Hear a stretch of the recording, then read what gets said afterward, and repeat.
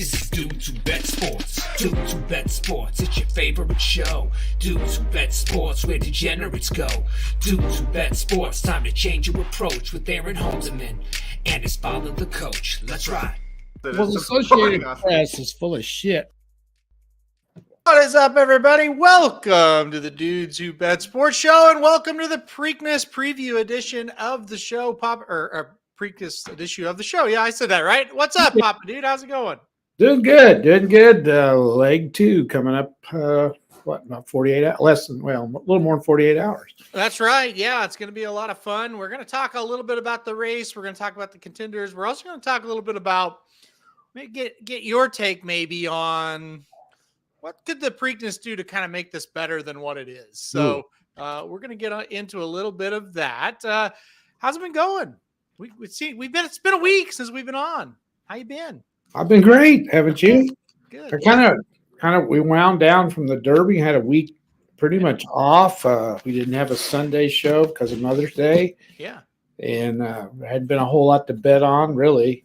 Things have kind of slowed down in the sports world, and they're still exciting with the playoffs and everything, but there's not as many games as there was because we're narrowing it down. We're down to 4 teams in hockey and the NBA. You know, I feel like the mojo coming in the Preakness is better than the mojo going into the Derby.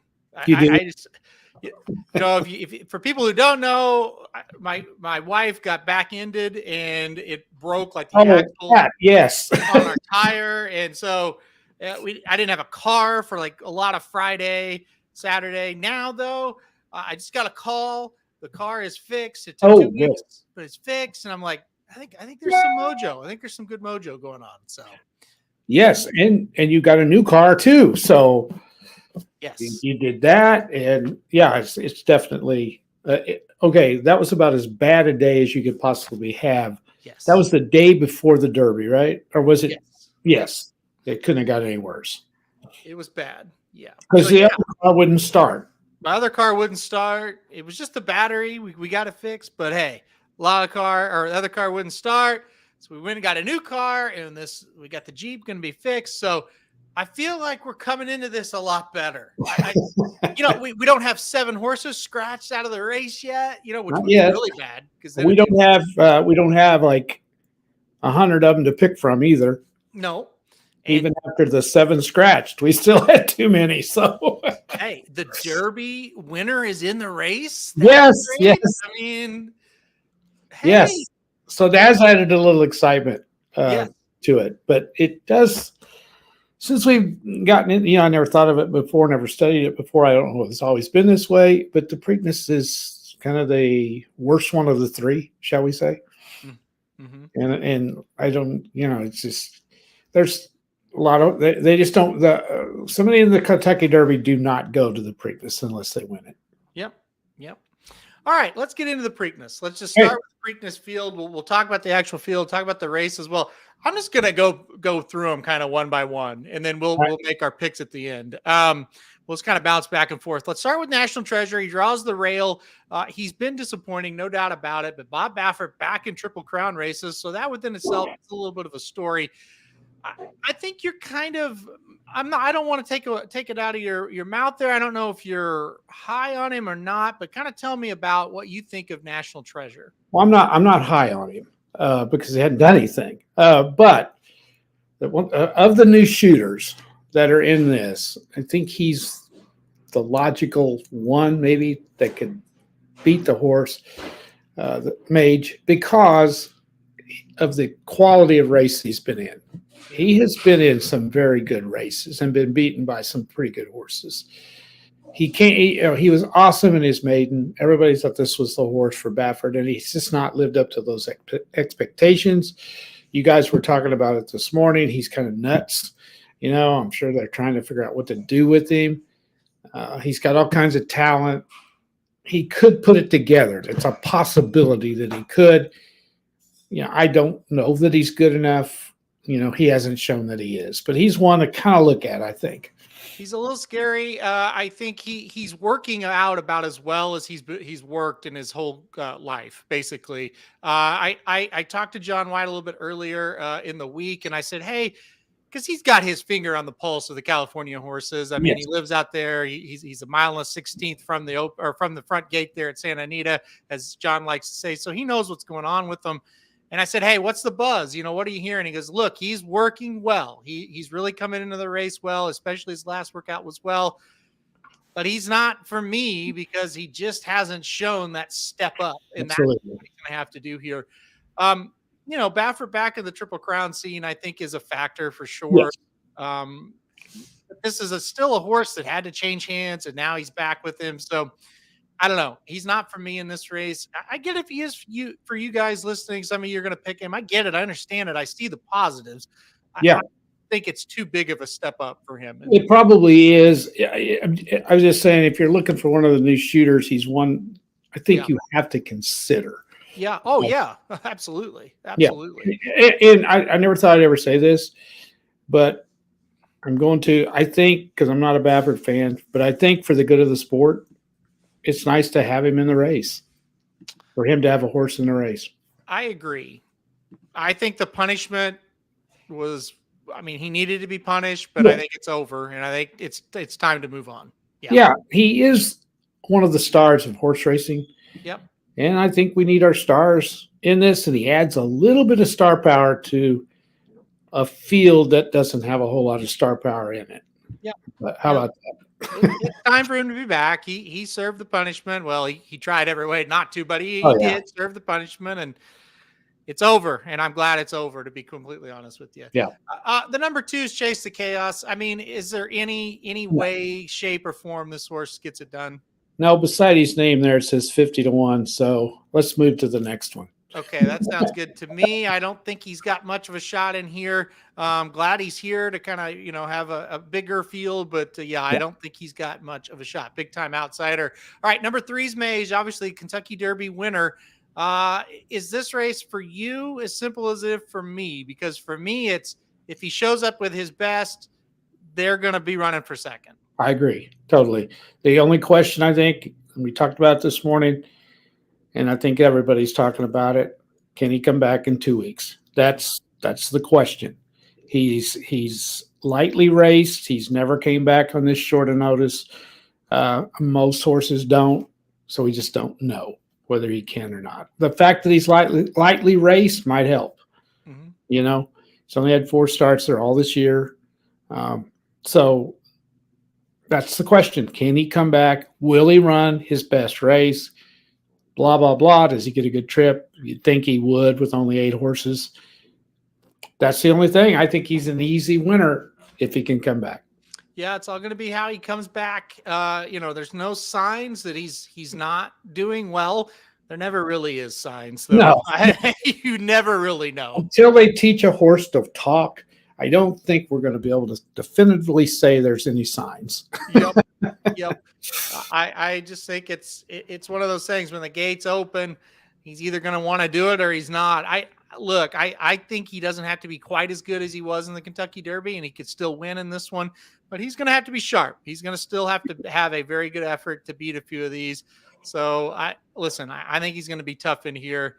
I think Mage is going to show up with a good effort. I'm pretty confident he'll show up and run pretty well. All right, the number 4 is Coffee with Chris, the local horse here.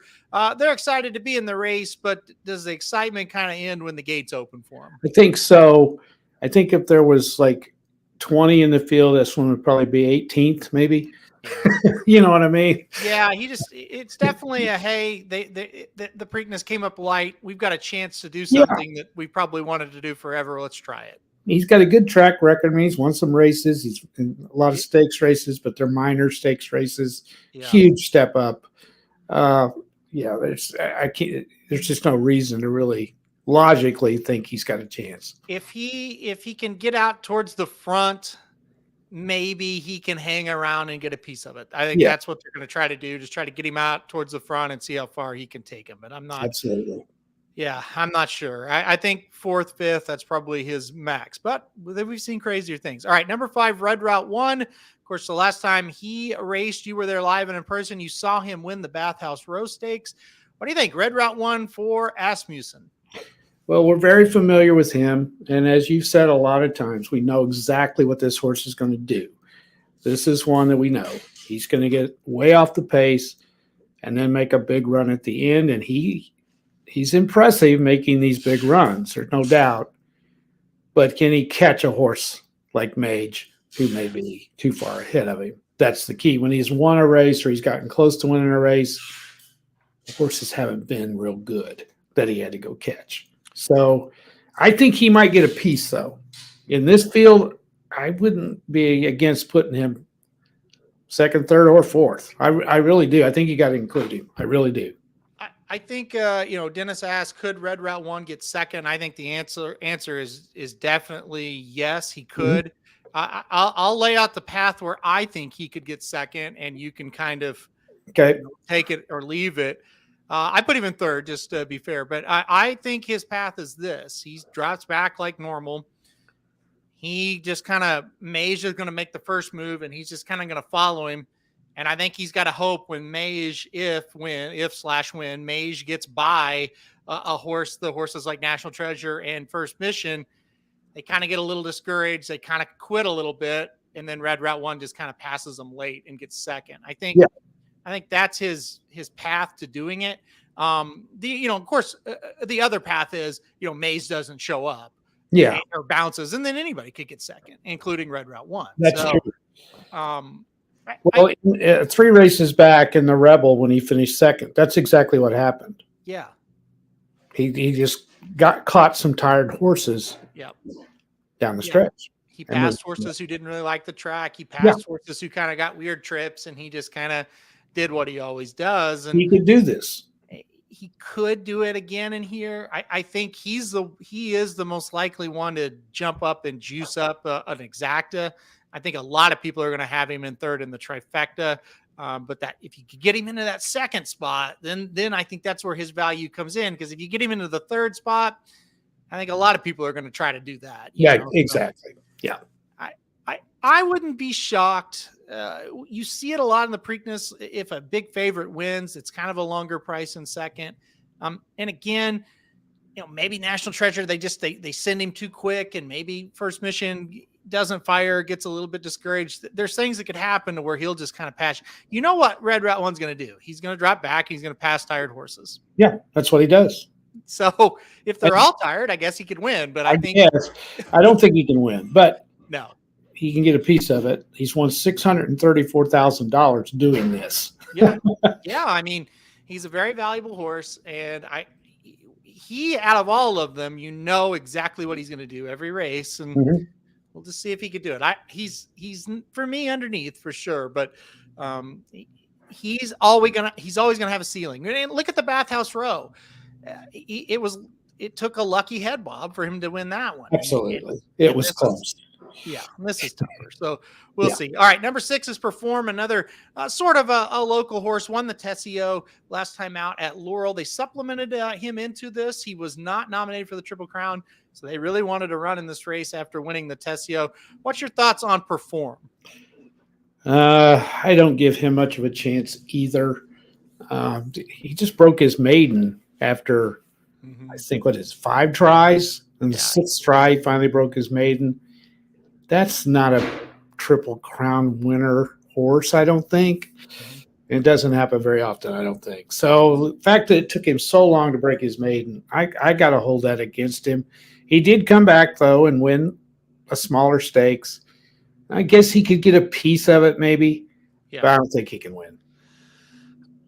He was within 5.5 lengths of Mage in that debut race. So there's something to, I don't know how much you want to take into that, but there's something there. He lost to some pretty nice horses. He's lost to Lost Ark, Disarm, Raise Cane is not that nice, I guess. But Mage, obviously. Look, I thought the Tampa race, he did kind of wake up in it. He ran pretty well. He got IRAD aboard him that day because it was a big day at Tampa, and so he was able to get a big jock. The Tessio, I was surprised he was able to move up and win that race. And the problem is in that race. We could talk about maidens at Tampa, and we could talk about the Tessio. This is completely different. Yes. This challenge is steep compared to what he's been up against. I agree. I think he can hit the board. I think he's like the poor man's Red Route 1. If you're sitting here going, well, everybody's going to use Red Route 1, I'll use Perform in second and third. I could get there with it. I could definitely see where you could get there. I wouldn't talk you off of him. I don't think I'd play him to win. That's where I'm at with him. Oh, no way. No way would I play him to win. No, but I do think at, let's say 12-ish, 15-ish to 1, he could get third, get second, and you could get a decent payday. So I wouldn't hate using him underneath. He's not to win for me. All right, number 7, Blazing Sevens. We've seen Chad Brown do this 2 times in the Preakness, save a horse for this race. He did it with cloud computing. He did it with early voting. Those were 2 horses that could have been in the Kentucky Derby. He skipped it. He went to the Preakness, and he won. Blazing Sevens does fit that pattern. He could have been in the Derby. They skipped it. Now they're going to the Preakness. I think that's where the similarities end, because I don't see the same type of talent level in Blazing Sevens that I did in cloud computing and early voting. What are your thoughts? Well, he at least has a little bit of history of running in grade 1s, where some of these other ones don't. True. So for those of you that kind of play that, I do a little bit, he's not going to be intimidated by these kind of horses. I mean, he's been in races, for example, on September 5th last year at Saratoga. He finished third in the hopeful. Forte and Gulfport were in that. Yeah. You know, and now he lost by 12 innings, so you got to kind of consider that too. Then he turned around and won the grade 1 Champagne at Arlington. Verifine was in that. And there's Gulfport again. Not Arlington. What did I say? Aqueduct. Belmont. Yeah, Belmont. Okay. Yeah. Verified in Gulfport. We're in that. Then at Keeneland on the 4th in the Breeders' Cup. There's Forte, Cave Rock, National Treasure. You know, so he's been in races with some really good horses. His last time out finished third at the Bluegrass. Tapit Trice, Verifying we're in that race, and we're ahead of him. So he's shown that he can run a little bit, but he's not fared real well in these races. So kind of talking around in circles here. He's a little bit scary to me, but because of the connections and the fact that they haven't been afraid to put him in this race, I think he's one that could hit the board. Yeah, he's another one if you want to use him underneath. I think the price is a little bit of a problem here, though, at 6 to 1.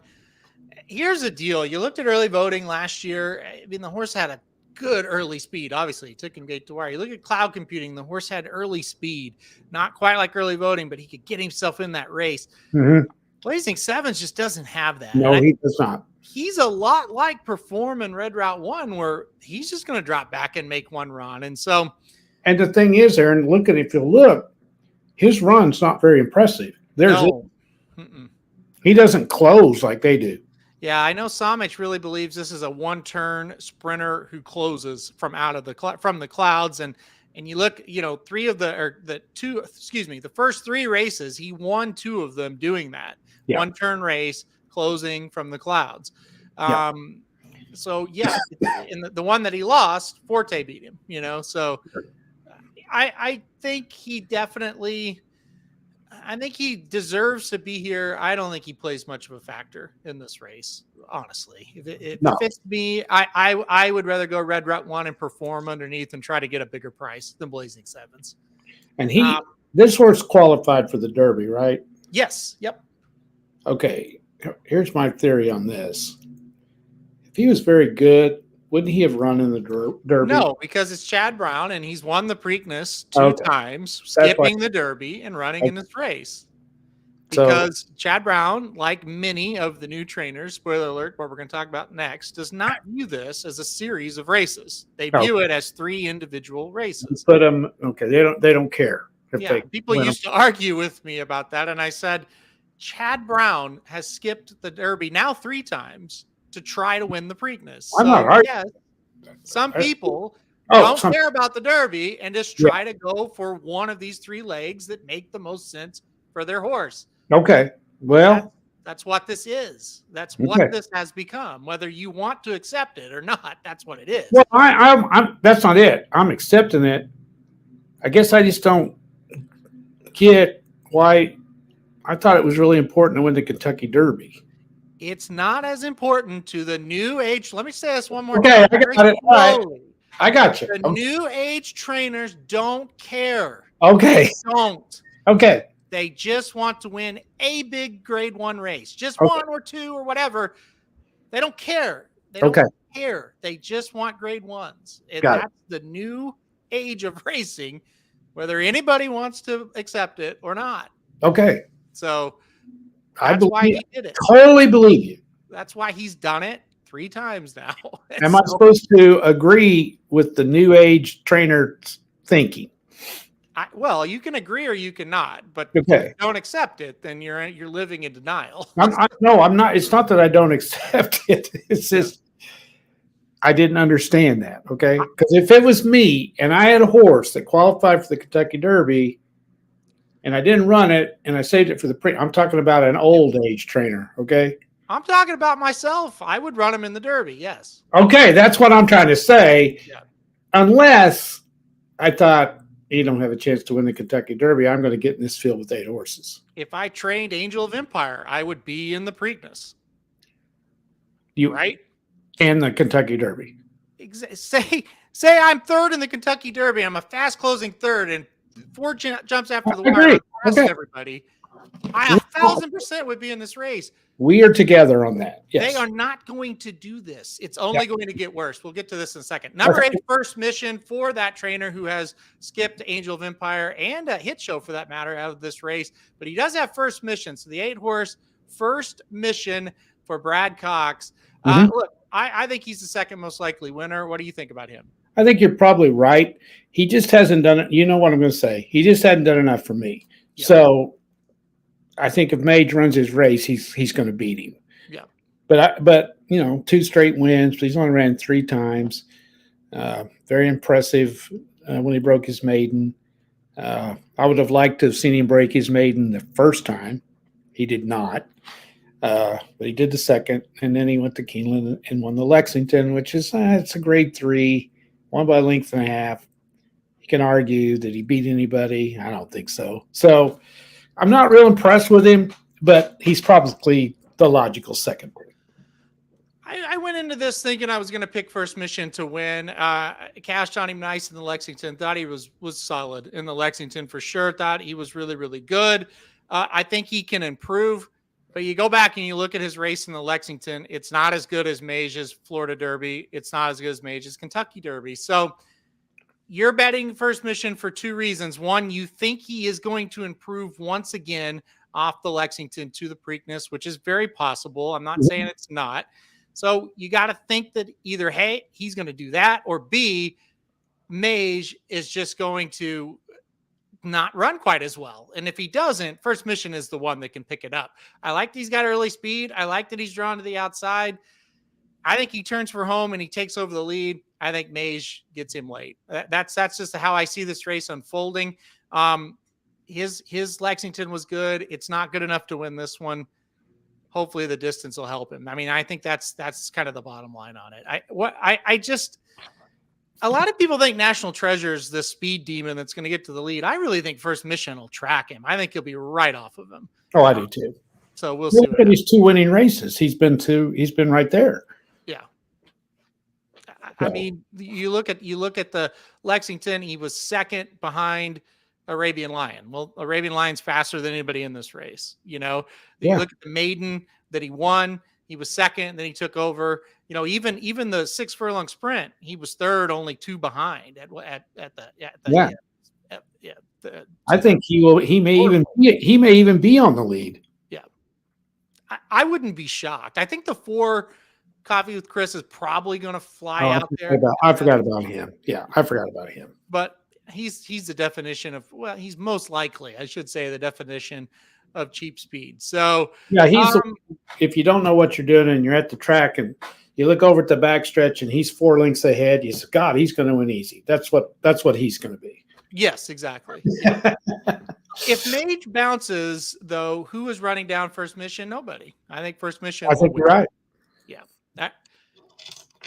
Look, I really don't think First Mission is like this amazing horse that's going to be a world beater, but he has drawn a field here that is pretty perfect for him. And if the favorite doesn't show up with his best race, he should probably beat the rest of these. I mean, National Treasure, he's probably better than him, right? Well, I'm going to make a statement that's probably going to get blasted. I think this is the weakest Preakness field I ever saw. It's not great. And I'm going to make another statement. I think it's a high probability we're going to have a horse that's won 2 legs of the Triple Crown and might win the other one. And he's not that good.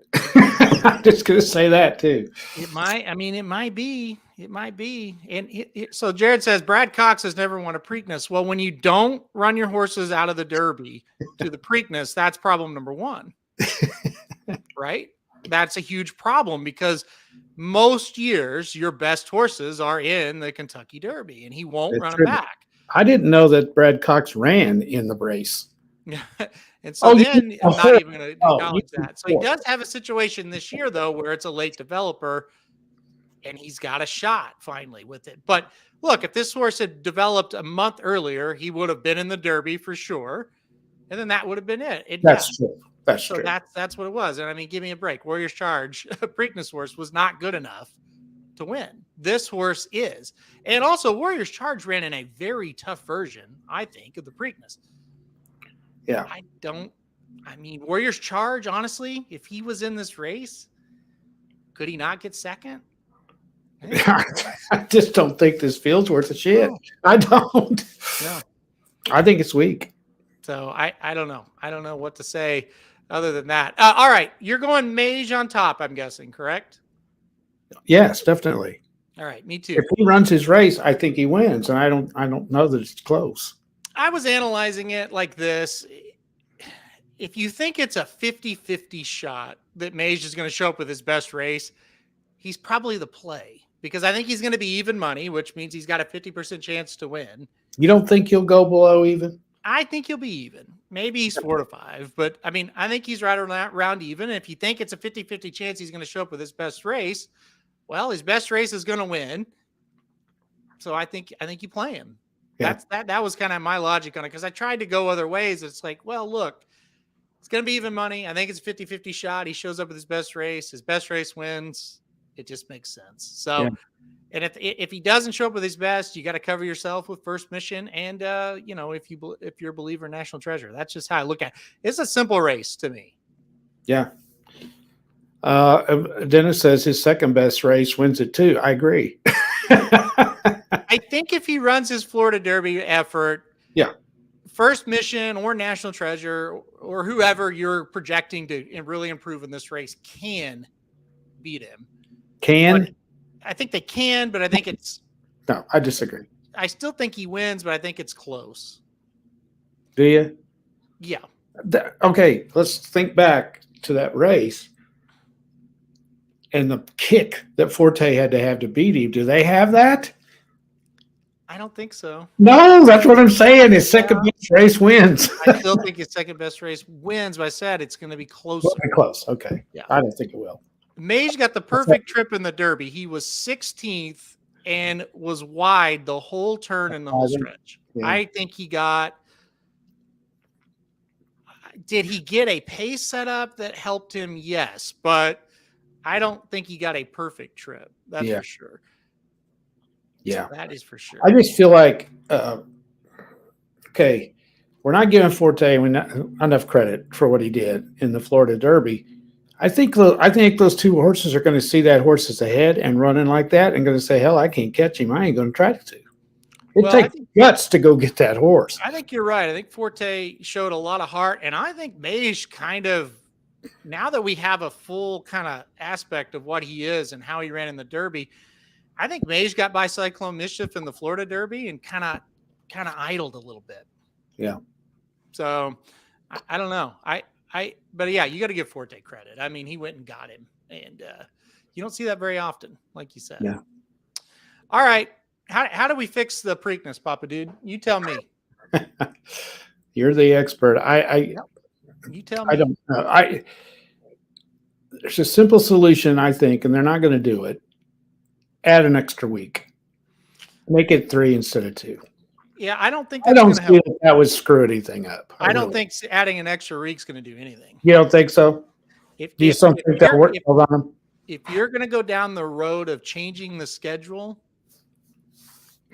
honestly, to appease the trainers that we have up and coming right now, you're going to have to add 3 weeks. It's going to have to be like 5 between. Well, they won't run it like month even. I don't even think they'll do that. You look at like a guy like Brad Cox. He ran instant coffee in January in the LeCompte. The Risen Star's coming up in February, and he goes, "Oh no, we're not running in the Risen Star. That's way too quick back. Yeah. A month." So I don't think spacing it out is actually going to help. What if they raised unless they purse? really space it out, and that's crazy to do that. Raising the purse wouldn't matter either, would it? They have raised it already. Somich's big proponent that I'm kind of, and Curtis is kind of bringing this up a little bit too. I'll throw that comment up. I saw it earlier, Curtis, to kind of bring back the horses that run the Triple Crown Challenge in the 80s and 90s. He's talking about increase the win in your in races, do away with the supplemental fee, all that kind of stuff for sure. But the big thing about the Triple Crown Challenge is you have a bonus for horses that run in all the races and do the best, right? Or as Somich said, if you ran in the Derby and you come to Pimlico and win the Preakness, you get a huge bonus on top of that purse that you would already win. I used to, even as far back as as close as last year, I was like, they just got to space this out. But the more you study the patterns of the modern day trainer, the spacing is not going to matter. They're going to find excuses not to do it. They're going to find excuses not to run in it, no matter what. Well, I think it's all money. It's about the only thing you can try. Then when you talk about spacing it out too, then you get involved in tradition. Well, yeah, exactly. And the old timers and a lot of new guys too are going to say it's not the same thing. They didn't win it the way everybody else did. Will it cheapen winning the Triple Crown? It definitely will. And as Davey says, where is the challenge? It's meaningless in my opinion if you do it.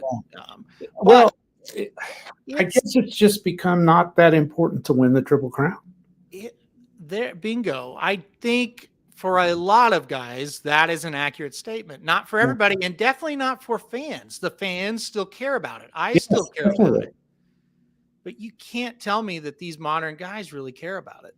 If he doesn't win, if Mage doesn't win Saturday, nobody cares about the Belmont except horse racing fans. I mean, big time horse racing fans. Yeah. Nobody will even care. Right. Yep.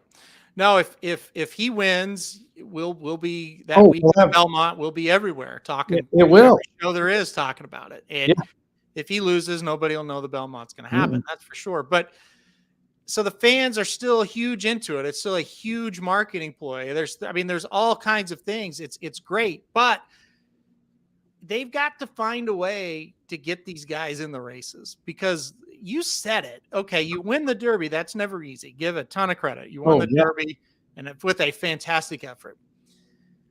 This is not a Triple Crown series. There's no horse from the Derby other than the winner in the race. That's unbelievable. And the other, it's like we got National Treasure. He was 4th in the Santa Anita Derby his last out. You do have First Mission. That's a horse that at least has a couple wins. Got a win last time out. It's crazy when you look at this field. When you look at the field, okay, I agree. National Treasure ran against tougher horses in the Florida Derby. Absolutely, you're probably right. Well, because Forte was in it, right?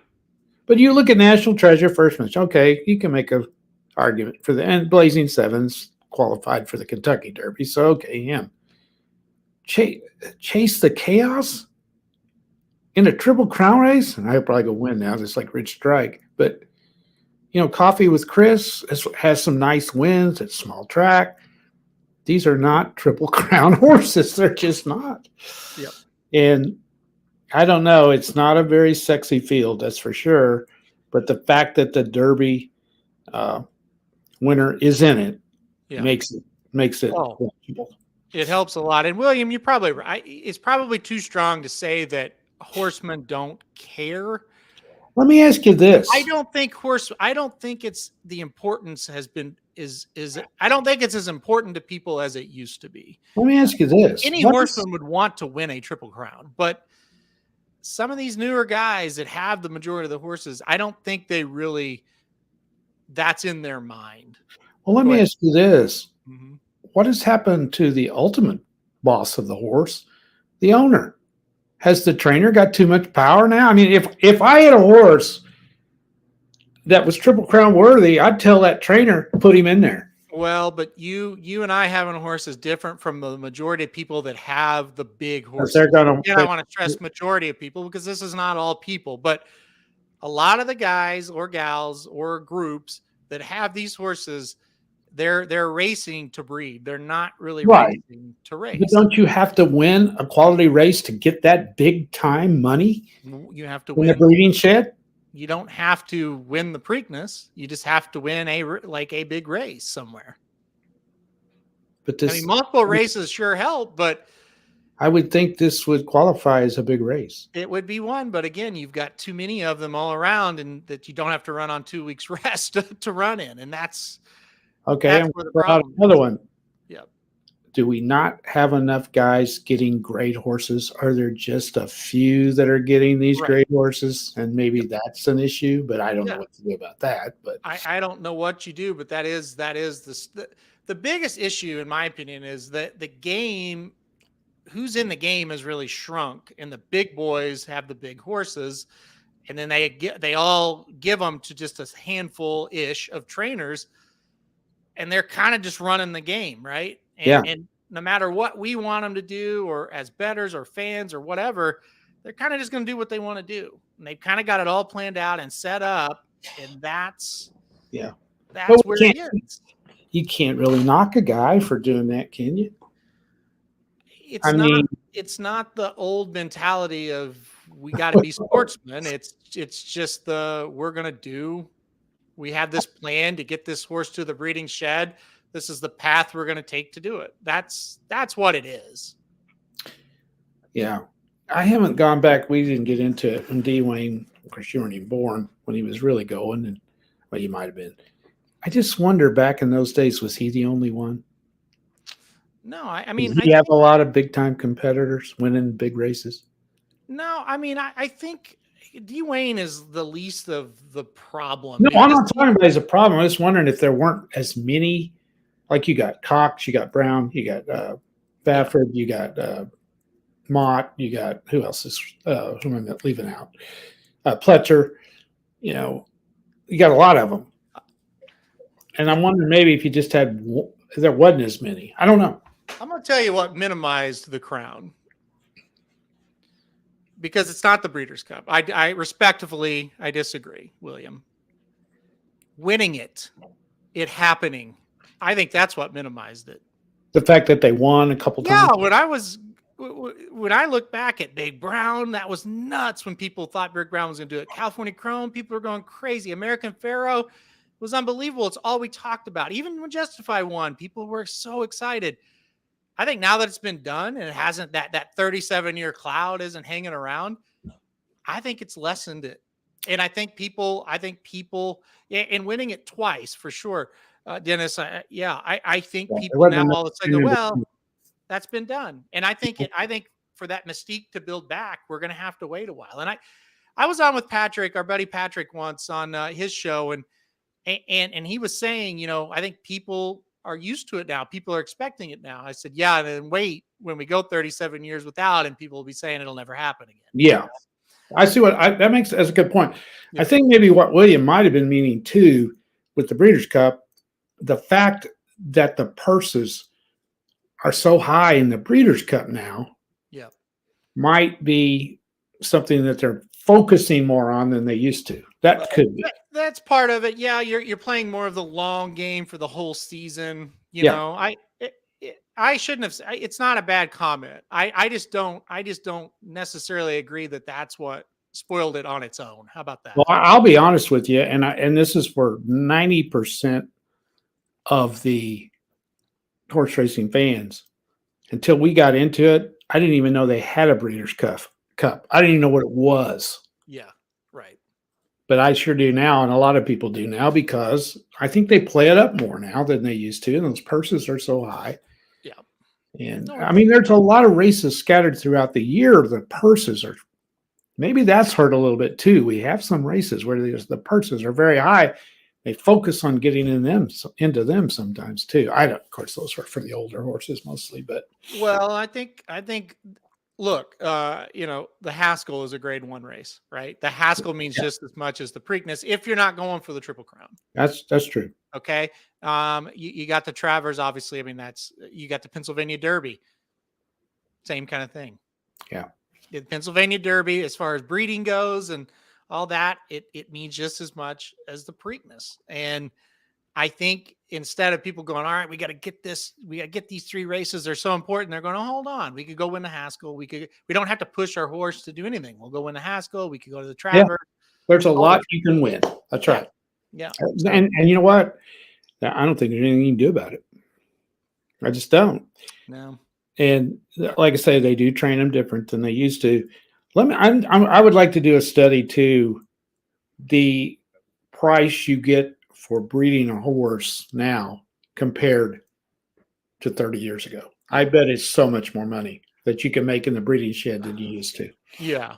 Let's see. Yeah, I kind of hate to throw money at it too, Dennis, because you do see, big time purses and there's people we're getting smaller fields at times. So I know that's probably not going to fix it. But it's something they could at least try. And then to get this, if nobody from the Derby runs in it still, well, then they're not really out any money. If it's like a Derby bonus type of money, I don't know. Davey says, what if the Preakness became a win and you're in for the Breeders' Cup? Would that increase its fields and popularity? I don't. It is anyway, isn't it? No, it's not. I don't. I mean, but you're going to be in the Breeders' Cup if you win it, aren't you? It's not an official Breeders' Cup win and you're in, but yes. But you don't get that paid entry and trip. Okay. I don't think it would make much of it. I think it's a good idea to try it. I'm skeptical how much difference it would make in it. The Haskell is a win and you're in. Their fields are pretty similar since they've made it a win and you're in. But it's worth trying. I would say that. Right? Sure. It wouldn't. Walter said, did we talk about Perform at all? Yeah, we think Perform is an underneath type. We think he's going to come running late. If you want to take a little bit better of a price than you're going to get on Red Route 1 or Blazing 7s, then you could take Perform. And we think Perform's going to come running. So don't know if he can win. That was kind of our thought on Perform. We think Perform's high performance level is 3rd or 4th. Second, if everything breaks perfect, he could get up for second. But yeah. I think that's probably where he's at. Yeah, I would agree. All right. Any final thoughts before we move on? No, you've enlightened me on several things, but I didn't know. Again, I'm not sitting here trying to make stuff up. I follow trainers' patterns, and we've seen it in the last few years. Crazy, and it's getting worse from trainers who are the youngest in the game or the newest in the game. And that's a very scary situation. Yeah. Because even if you look back, you don't have to look back like 20 years, just look back 10 and look how different it is versus right now. I never remember only one horse in the race from the Kentucky Derby. Last year. Oh, there was only one. I thought there was 2. No, that Epicenter was it, unless I'm forgetting about somebody. God. I think he was it. Let me see. Double check that. I'm 99.9% sure. Now, we did have a horse from the Kentucky Oaks, and that really helped. Okay. We did have Secret Oath last year, but I think maybe that's one. Derby, we just had the one. Let's see. I'll read off let's do this. I'm going to read off the field. You tell me which is better. You had early voting. You had Epicenter. You had Creative Minister. Now, he did run on Derby Day, but not in the Kentucky Derby. All right. You had Secret Oath, obviously Kentucky Oaks winner. I'm sorry, you did have 2. You had 3. I'm sorry, I really screwed that up. You had Skippy Longstocking, who wasn't, but you had Simplification, and you had Happy Jack. So you did have 3 out of it. Much better field than this one. So yeah, you had the Chad Brown horse who was lost by a nose in the wood. And then you had Epicenter second in the Kentucky Derby. You had Creative Minister, huge allowance winner. You had the Kentucky Oaks winner in Secret Oath. Skippy hadn't done much up to that point. Simplification, obviously ran very well in the Kentucky Derby. Armagnac sucked. Fenwick sucked. And then Happy Jack was, at least he was out of the Kentucky Derby. Yeah. So it's comparable, I guess. I think it's a little better than this one. When's the last time a horse won the Preakness from the Kentucky Derby that was not contending for the Triple Crown? I want to say Exaggerator, and that would have been 2016. That's off the top of my head, though, Dennis. I don't know that for sure. Let me pull up the Preakness winners. Let me double check that. Exaggerator finished second in the Derby in 16 and then beat Nyquist at Pimlico in the slop, which Exaggerator, a big slop horse. Cloud Computing was not in the Derby. War of Will. War of Will is actually the answer. 2018, War of Will. He was the one that got almost knocked down in the Derby. Yeah. DQ year, and he did come back and win the Preakness. So, but then after that, let's see, early voting, Rombauer, Swiss Skydiver. Of course, she ran in the Oaks. That was a COVID year, very weird year. Yeah, can't count that one. War of Will, of course, Justified, Triple Crown, Cloud Computing, Exaggerator, Pharaoh and Chrome were Triple Crown runners, and then Oxbow 2013 was the other one. So there you go. Another great horse. Yep. You look back, as I look back through this, 2011, Shackelford, Derby runner, won the Preakness. 2010, looking at Lucky, Derby also ran, won the Preakness. 2007, Curlin. I mean, it's happened a lot. Mm-hmm. Now, Bleed Alex, a lot. Yeah. So, and that trend has been the other way, and it will go the other way for the fourth straight year. We know that for sure. Yeah. It's either going to be Mage or a new shooter. All right. Like I said, any final thoughts, final words? Nope. I think we've got it analyzed. I think we do too. 47 minutes to tell you Mage is going to win it, and there's no fixing the Triple Crown. Yes, right. We already knew that. So we are not smart enough to fix the Triple Crown if the trainers won't run their horses in the 3 races. That's hard to fix that. So there's one simple solution: get the trainers to run. The path to do that is going to be tough. Yeah. I don't know. We'll see what happens. It'll be interesting. I don't care, and I'm not a Mage fan at all. We need him to win. Because then hey, I ran my ass off in the Kentucky Derby, and I came back 2 weeks later and ran my ass off and won again. Hey, you other guys can do it too. I am pumped. I'm pumped up if Mage wins this thing for sure. It'd be great to see a horse go for the Triple Crown. Like I said, as fans of the game, we still love it. We still want it. We still think it's really, really important. Yep. And I would love to see another bid for it. It's I'm great. I'm rooting for it. I've seen 2 of them in live and in person. There's nothing like them. I mean, hopefully we get a shot to see a third one. We should, but we'll see. That's why it's a horse race. That's right. All right, Dennis, playoff time. He says, yeah, we're going to do a quickie here, Dennis. 5 minutes. Papa, do you have questions as well? I do. Okay. Well, these too. You're going to love them. We're going to spend 2 minits on this. No, they're not. No. Oh, God. All right. NBA's got the Lakers. They got the Nuggets. We've got the Sixers, or no, the Heat, and we've got the Celtics. All right. Who's winning the championship? Oh, okay. Well, let's see. I think Denver's going to beat the Lakers. We said before it all started, Denver had to do something to prove to us that they were good enough. Well, they've won 2 rounds. Yep. And they won game 1. I kind of think they're going to win tonight pretty easy, but, we'll see. So I think they're going to come out of the West. I just don't think the Lakers have enough because I think LeBron has slipped a little bit. I think age is starting to catch up to him, although he's still good and he's capable of pulling off a big game. But I think he's starting to, the big plays just can't quite make it anymore. That other one is the one that I'm stuck on, the Heat and the Celtics. I just, Boston, there's something wrong with Boston. I'm leaning towards the Heat. I'll have more of a definitive answer for you after game 2. I just like the way the Heat are playing. They're tough. And here's the thing. If they can get past Boston, they get their point guard back for the finals. And if it's the Nuggets and the Heat, I'm going the Heat. Saying that, would that not be amazing if that happened? Because you don't see lower seed teams in the NBA win the playoffs very often. You see it in hockey some, but you don't see it in the NBA very much. But they're playing as well as anyone. They got to keep shooting the ball the way they are, and I don't know if they can do that. But if they can get to the finals and get their point guard back, and they're playing a team that doesn't have a history of winning, I'll go with the Heat every day.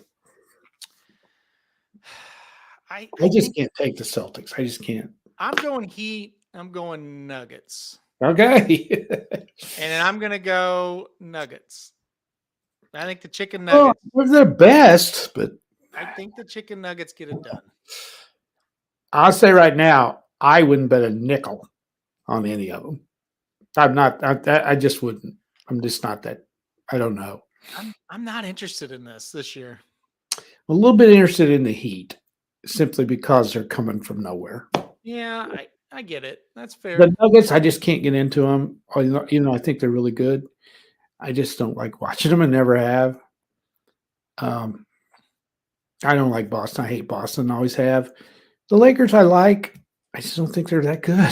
There's something. They're just not. They're not deep enough or something. I don't know what it is. But I can't keep from watching the hockey. So hockey, yeah, we'll go to hockey after I got to address Rob's comment here. Okay. This was a pin throw for me, Rob. So I went 4 out of 5 at Indiana Grand on on Horseshoe, Indianapolis. I can't remember. It was either 54 or 81. I think it's $81 ticket for the late pick 5. I went 4 out of 5. That was the race I lost. I have no idea what Florent Giroux was doing on the rail horse. I just, all the credit in the world to the winner at 33-1. Put away dude in Colorado. Strong race, really strong race. I have no idea how the one doesn't win that race. No idea. Anyway, all right, let's talk about the NHL playoffs. That I was so mad. Doc texted me after that, and he's like, "What? How did that just happen?"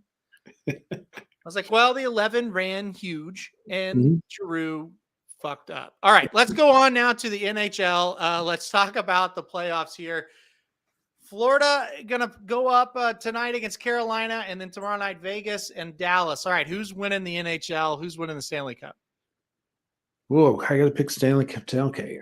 I really like Vegas. I just was impressed with the way they beat Edmonton. Dallas is going to be a tough out. They really are. Vegas got the home ice advantage.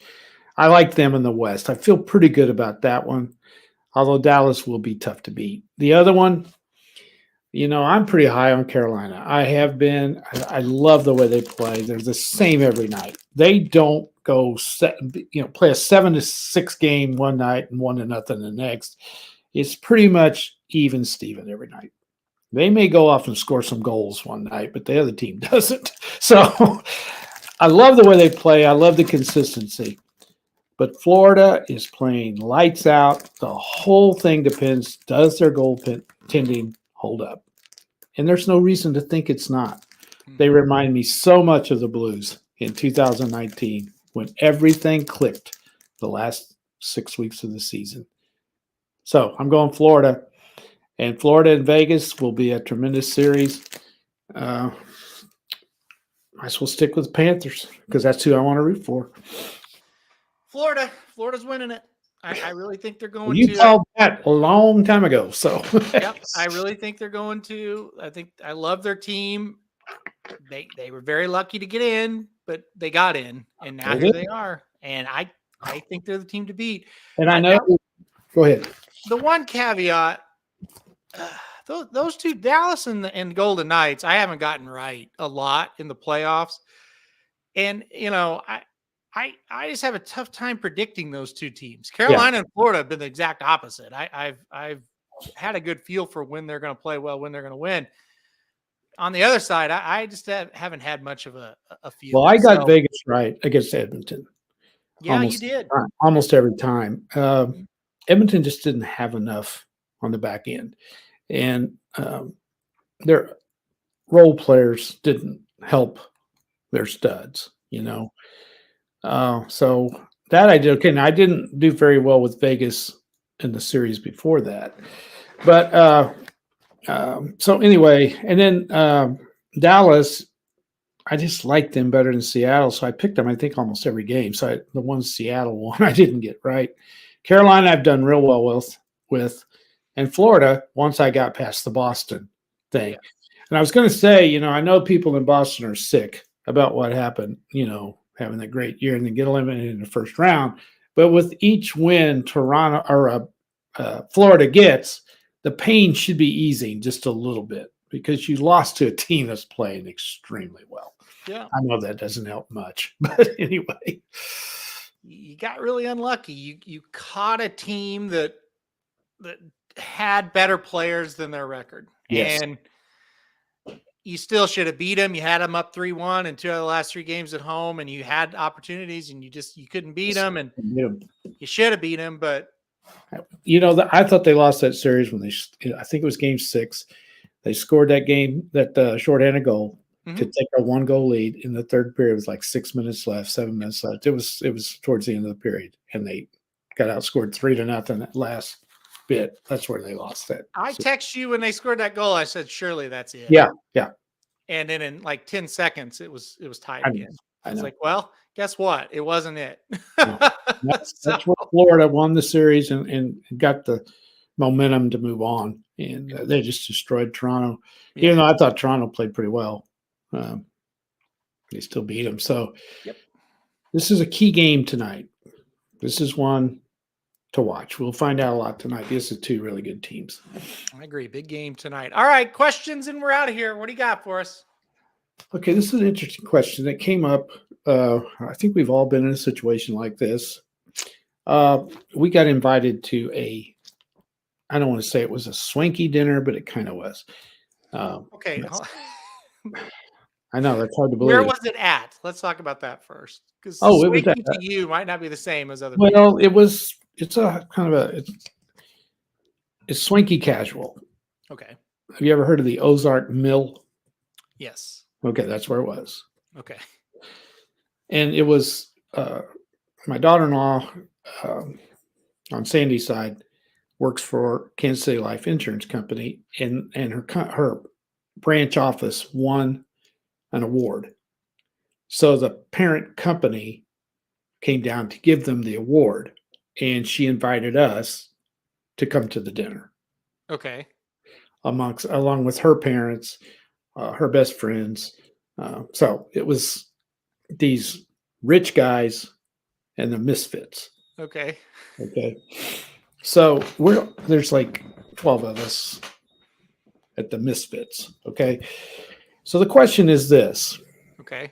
They did the awards first, which I'd never seen that. I thought they usually ate first. And then it was a buffet, and it was really nice and everything. The question is, if you're not really there for a particular reason, you just got invited because you knew somebody, how long do you have to stay after you eat? Oh, good one. Well, it was funny what our table decided, but anyway. Immediately. I think you're immediately gone after you ate. Yeah, we're just kind of standing over there before this all started because we just knew each other. We didn't know anyone that was actually involved in the award ceremony. It was kind of like we were the extras in a movie or something, we're just kind of over there. So this couple that was sitting there, that was Rihanna, she's sister-in-law's best friends, were sitting there by us, and they're nuts. And we were talking, and I said, okay, tell me. So here's what we decided. It was 7:35 at the time. Okay. And we had just finished eating. So we said, okay, 8:00, and we're out of here. So 30 minutes. 25. 25, yeah, 25 minutes. It worked. That's exactly what happened. I think that's what you do. If it's you that's like getting recognized, you probably have to wait till everybody clears out. You have to be there the whole time. Yes. I think about when Slim got that award that we went to at the Breeders' Cup the night before. We stayed until everybody was gone, pretty much. But we also were jackassing around too. Well, so you knew the recipient of the award. Yeah, but we didn't know a lot. Hardly. Yeah. Well, I mean, we knew maybe 6 or 8 people there. So. Well, our thinking. And by the way, you know who I felt like because this gal was sitting across. I said, "Let me ask you a question." I felt exactly like Larry David on Curb Your Enthusiasm. That would be something he would ask. Yeah, for sure. He would be worried about that. Yeah, exactly. But yeah, that's when you get out. And we all decided, you know what? No one's even going to know we left. So that was kind of a determining thing too. That's a big part of it. Yeah. And the bar closed at 8:00. Well, that they made the decision for you. So that's a sign it's time to go. Right. Yeah. Okay. Good. I'm glad we solved that one. All right. Are you ready for some really doozies? Here we go. Yeah, I'm ready. No, we all talk to our pets. Sure. Like they're humans. Yep. How many words are in a dog's vocabulary? How many do you think they actually know? Well, they know their name. Yeah. And they know, like, go for a walk or go for a ride. Yeah. They Time know to eat, and they're like whatever you call their food. Yeah. You want a treat? Treat. Yeah. They know sit, shake. All Where's that. your ball? If they have a ball. Probably more than we would think. Probably.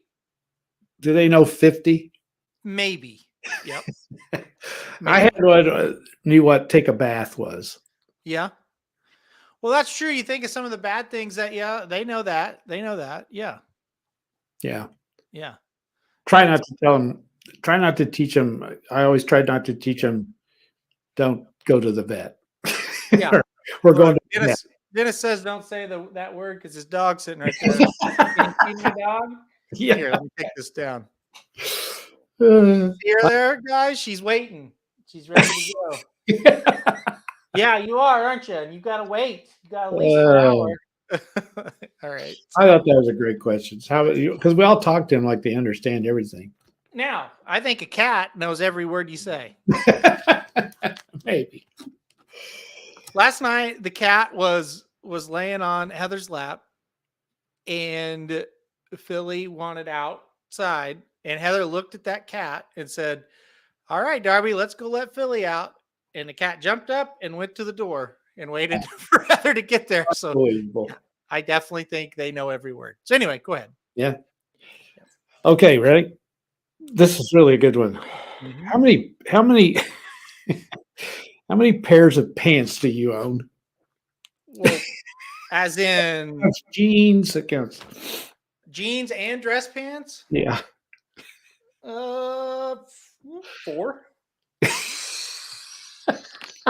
That's not sweatpants, right? No. That's just jeans and dress pants. You own way more shoes than you do pants. Oh, yeah. 4 pair of pants. Oh, that is unreal. I think I probably have 10. I've got two dress pants and 2 jeans. Yeah. I did have 2, but I bought 2 more. Oh, that's good. Okay, here's a good one. Ready? Yeah. Did you ever eat Play-Doh as a kid? Oh, yeah. Was there a specific color that you liked? Whatever was in front of me, probably. It tastes, it's salty. Very salty. Very salty. Yeah. Yeah. I guess we all have. Now, I didn't ham when it's a plate, I'm going to eat it. But yeah, I put it. I used to eat it. I put it in my mouth. Yeah, I used to there messing with it one day. It's like, it's salty. Play-Doh. That's a wonderful invention. You can kill a lot of time with Play-Doh. It was fun. Not even the dumb one, but I ate Play-Doh. Yeah, I think everybody has it. Well, Dennis probably has it. Dennis doesn't sound like he's ate it. So it's salty and smells great. It does smell great. Definitely ate Play-Doh. It does smell great. It does. One Yes. of those things. It's like airplane glue. It doesn't. It is. Yeah. It doesn't taste that good though. No. You don't want to have it for a snack, No. even with chocolate on it or caramel. It would No. No. just a little bit too salty. Somebody needs to come up with the ingredients for Play-Doh because I bet it would be fun to make some. I shoved it up his nose. I you know what? I've made it. Have you at school? Yes. Yeah, they used to make it. They No, I make don't- slime at school too. Yeah, and I don't That know. slime is cool to play with too. Yeah. I can't. I'm not sure. It was like it wasn't like good Play-Doh, but you could make a version of it. Yeah. Okay. Yeah. Mm, good. Okay. All right. Here's another one for all you clowns that are still there. Do you Okay. check yourself out when you walk by a window, like a No. like a glass window? You look at your reflection in the window. You liar. I don't. Why would I lie about that? What is my motivation to lie? Okay, I don't do it here all the time. Not, I walk by glass door window all the time and I don't do it, but sometimes I do. No. If I'm getting ready, like to go to that dinner the other night, I had to I didn't really dress up, but Well, for me, I did. if you are at an event where that is important, maybe. Yeah, I mean, yes, I've done it, but not. I don't do it every time. You know what I mean? Okay. Yeah, Yeah. I do. Okay. All right. What is something you are good at that's better than a big majority of the public, besides picking horse races? Nothing. Something you feel pretty good about how good you are at it. Nothing. Nothing. Nothing. No. You don't feel like you're better at something than the more than the average people. I think horse racing for sure. That's your job. As I got a 5-2 winner home in the first race here at Well, Belmont. we know you're better at that. I know something you're better at than most. What? Putting. Yeah, I think around the greens of a golf course, I'm probably better than a lot of people. Yeah. A huge majority of the people, yes. Yeah. I can chip and putt very well, and You're a very good putter. I don't know how well I could do now because I haven't played in years. But I think that's something that you would have to play about twice, and you get that back. yeah, that's all about feel. I think you're right about that. Take a while. I was the best hockey player in our town growing up. Yeah, you didn't have a whole lot of competition, but there was only like 8 or 9 people. well, you were the top of it. You were number 1 out of 8, and that's. I feel like I could have played hockey somewhere. I was decent. Yeah, you were kind of a natural. Yeah, I liked it. I would agree with that. I'm a great speller. Yeah, that's 100%. I guarantee you. Yes. You put 100 people down, I'll finish in the top 10. I agree. I could vouch for that one. Now, I have to see the word. Like if I was at a spelling bee. Well, to be fair, if I see the word, I can spell it. No. Say there's 2 spellings and one of them's wrong. I know which one's wrong.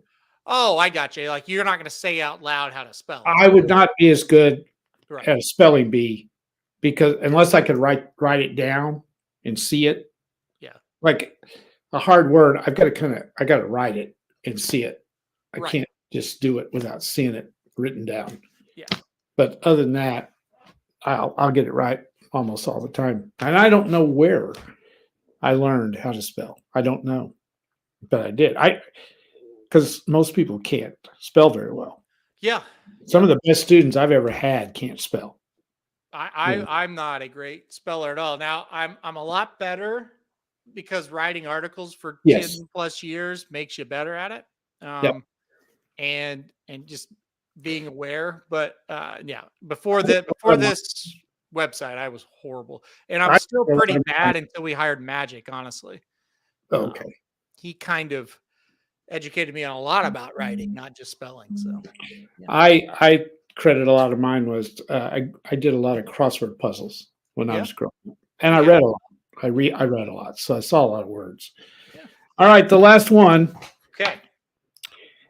what part? It says a kids movie, but I'm going to go any movie. Scarred you for life. Something in a movie that bothered you, and I don't want scarred. It's something you still think about today that you saw in a movie. It really gave you bad dreams, or you just couldn't handle it, or. Oh boy, tough one. What's yours? I have two. The monkeys in The Wizard of Oz scared me to death when I was little. I finally got to know that. I was about 50 before I finally got over the monkeys. Yeah, when the monkeys would come and carry Toto off, I'd have to just bury my head in a pillow for a long time. They were scary. They were big old monkeys, you know. They weren't monkeys, but they were big, you know. And then I can't watch. I don't even want to go into specifics, but I can't watch any movie with a dog as one of the main characters because most of the time something bad happens to the dog. Yeah, Michael's bringing that up now. You know, burning the dog. Yeah. Boy, I'm sitting here trying to think. There's been a few. Old Yeller was just a killer. That's just. See, I hated that one. Yeah. Oh, I'm thinking more of like scared stuff. Oh yeah. Okay. I can't remember the name of it, but it was a girl. It was supposedly a true story of a girl possessed. And we watched that, and I don't really like scary movies. Don't bother me really, but that one was weird. Like that one was like, I didn't like that. I don't want to watch that again. I can't think of the name of the damn movie though. But yeah, that one was strange to me. That like I said, like you know, just thinking off the top of my head, like Scream or what, all those kind of like Saw, all those scary movies. That doesn't bother me really. You know what those are. Yeah, and it's like it's whatever. That's just whatever. But that one did scare me a little bit. Yeah, I don't get scared. Now there's movies that bring tears to my eyes sometimes. I can't think of one at the moment, but yeah, I have to kind of turn my head so nobody can see me. A lot of movies, and some of them have pretty good endings, and it still bothers you. I'm trying to think of a sports movie that kind of made me. No, I can't think of one, but yeah, the monkeys. And there's a lot of people that those monkeys scared to death in The Wizard of Oz. I've heard that from people before. Yeah, they were scary when you were little. And like I said, about 50, I finally said, why in the world was I scared of those? By the way, if Pimlico goes anything like it's going today, it's going to be a long. Well, I thought Saturday's card was unbelievably hard. So what? Like, there's not. I don't. No explanation. Okay. What I hate about it today is I've had like 6, 8, 10 to 1 shots run second behind a 26 to 1 shot. And it's like, what the? Oh, I know. Well, let's get it all over with today. Well, I mean, it's not the best of horses running today. So that's part of it. But yeah. Okay. That's it. We're done with everybody here. No. That's right. Okay. All right. So we've got Magic Mike coming up in about an hour and 45 minutes. And then we're going to have Blinkers Off coming on an hour after Magic Mike well, let's be honest. It'll be like scheduled for 5:07, 5:06, 5:08, something like that for Blinkers Off. So we got a lot coming up in the next few. Why are you laughing? Just laughing. I was thinking 5:15, but anyway. No, it has to. We have to go live at 5:08 or Facebook kicks you out. Oh, that's right. So we're always there, but never before. So we will be live at 5:08 for Central Time for Blinkers Off. We'll talk a lot about the Preakness, talk a lot more about it. And yeah, we're going to have some fun on the show or on the channel today. Live shows coming up this week on Friday and Saturday as well as we cover the big races. I think we got about an hour on Friday, and then on Saturday, I think we're 3-ish hours. So we shall see. It's going to be a lot of fun. All right, guys, we're going to get out of here. Everybody have a good weekend. Thank you. I haven't seen William before. Have you, Aaron? Yeah, no, I know William. Okay, I don't. But anyway, Williams, thanks for being on, buddy. Yeah, thanks for being on. Had some good comments for sure. Everybody else. We know. I know everybody else. Yeah, all the rest of you piss on you, but William, thanks for showing up today. I know everybody else. All right, we're leaving. Goodbye, everybody. This is Dudes Who Bet Sports. Dudes Who Bet Sports, it's your favorite show. Dudes Who Bet Sports, where degenerates go. Dudes Who Bet Sports, time to change your approach with Aaron Holzman and his father, the coach. Let's ride. Well, the Associated Press is full of shit.